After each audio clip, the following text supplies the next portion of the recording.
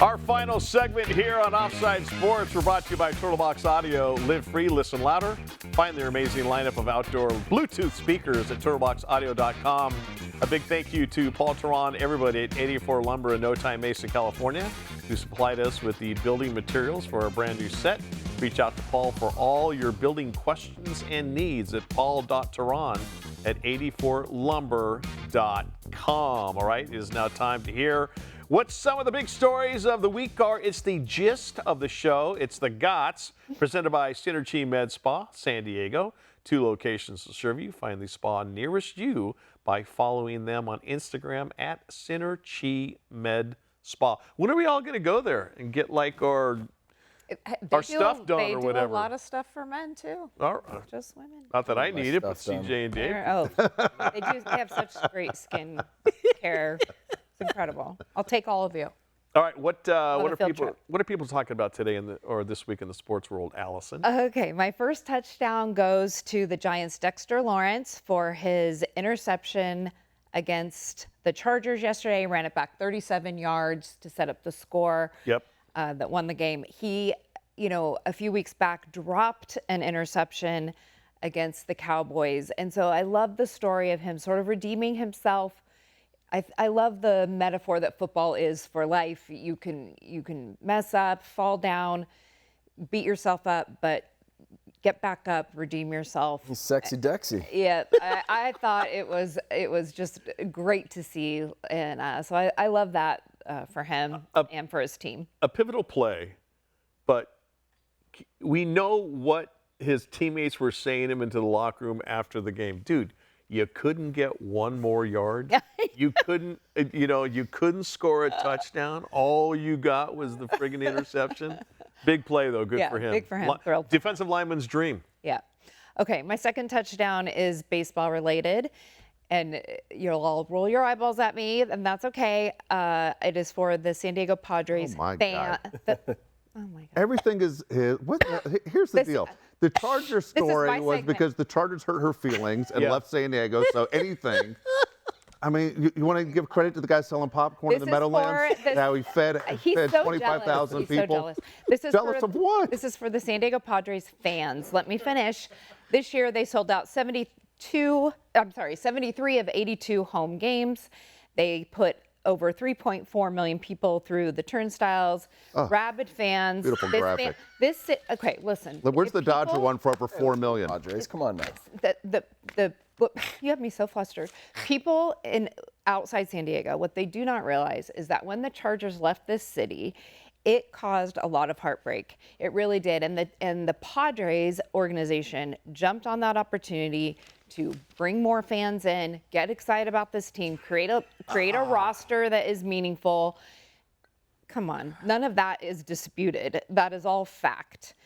And so they turned Petco Park into an entire experience, not just a boring baseball game. Is she still talking about the Padres? Anyway, my touchdown goes to the San Diego Padres fans for bringing it game after game after game, selling out, acting. You even hear players from other teams saying how cool it is to play there. I totally agree. Thank you, because it's fun, and they're you know how many baseball players sit and play in empty stadiums. So for them to come to San Diego in a stadium full, the propaganda on this show is insane. Okay, all right. If you aren't from San Diego, rebuttal. If you aren't from San Diego and you come to San Diego, I go visit Petco Park. In all seriousness, it's the greatest outdoor bar in the country. And also, when you get a chance, go visit the trophy case. There's nothing in there. There's nothing in there. Oh my God. Okay. The talk we give to a team that's never won anything. And it's been around for 56 seasons. It was a good touchdown, and you all can just. Oh my goodness. Dodgers, Padres. Okay. See what happens. Yeah. We know what happens. It's the same story every year. The Dodgers We're not even going to have to play the Dodgers. They're going to get beat by the Phillies. Okay. My flag. Oh boy. This is a longer conversation. Okay. Put on yourself this time. Sorry. Me? don't love you anymore. Okay. That's why CJ's between us. She can hit you. My flag is this is golf related. My flag is going to the PGA of America, who needs a new PR team that specializes in crisis media. Yeah. The Ryder Cup was a disaster from top to bottom, and here is why. First of all, they shaved the rough down to nothing at Bethpage Black, which is one of the notoriously most difficult public courses to play on. Sure. They shaved that down to nothing, making it far less challenging. I don't know if they thought that would give them an edge. Their captain, Keegan Bradley, was a disaster.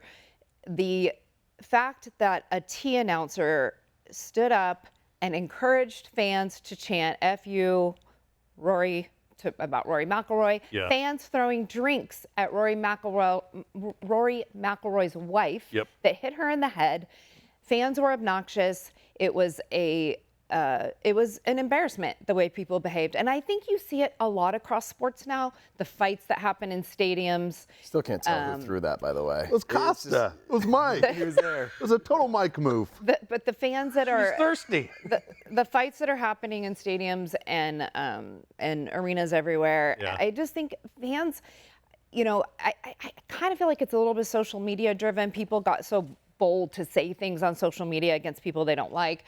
And now they're carrying it out in real life. And I just thought it was a little bit of an embarrassment and a stain on the PGA of America. The way there were so many things that went wrong in the way they handled all of this Ryder Cup. And I think it was a bad look for America. Listen, it was also in the state of New York. You know how New Yorkers are. Just saying. People came from all over the country to go. Yeah, it was an ugly look. I know a lot of people that were there. Even though the United States made kind of a charge at the end, the European Ryder Cup team kicked our asses from the get-go on the Ryder Cup, and yeah, it was. Did you see how when Victor Hovland withdrew, they halved the match? Yeah, that's such a crap rule that they have. Victor Hovland for the European withdrew because he slept wrong in his neck, and there's some archaic rule within the Ryder Cup rules that the match gets halved, and it's like, wait a second, Why don't what? they just have all the matches, and then they would have won? Yeah, exactly. Everyone's neck hurts for the Europeans. Whatever. Can't show up, you lose. Yeah, pretty much. All right, what are we going to bet on this week? The bet of the show is presented by our friends at Owner's Box Daily Fantasy Sports. Sign up today at ownersbox.com. Secure and fast withdrawals, industry-leading rewards, and maybe the most important thing, amazing in-house user support. I know, because the very first time I started using Owner's Box, I'm an idiot, and I didn't know what I was doing. A human being got back to me like within 5 minutes and said, "Hey, moron, this is how you do it." They didn't call me moron, they called me Mike. But I'm telling you, that's what really sets them apart from everybody else. All at your fingertips. Click on ownersbox.com and start playing today. And then CJ Stubbs walks in today and tells me that one of the founders of Owner's Box is like one of his best friends. Wow. Man, Isn't that crazy? Sandy Plashkus. Sandy, Yeah. we need to talk, brother. We need to have you on the show. Talk about running a daily fantasy platform. Okay, there are the standings from last week. Allison won, Dave won. This is the first time that CJ will be playing. That's why he is 0-0 and 0. But Allison, since you won a game, you are now at plus 6 points. Who are you taking in what Monday Night Football game tonight? The Miami Jets game. I am taking Miami's Devon Achane. Nailed it. To have more than 55.5 rushing yards. Okay. The Dolphins win this game, right? I think the Dolphins win this game. Yeah. I think this is a terrible game to put on television. Yep. But I think the Dolphins win this You game. just can't flex them out yet. No.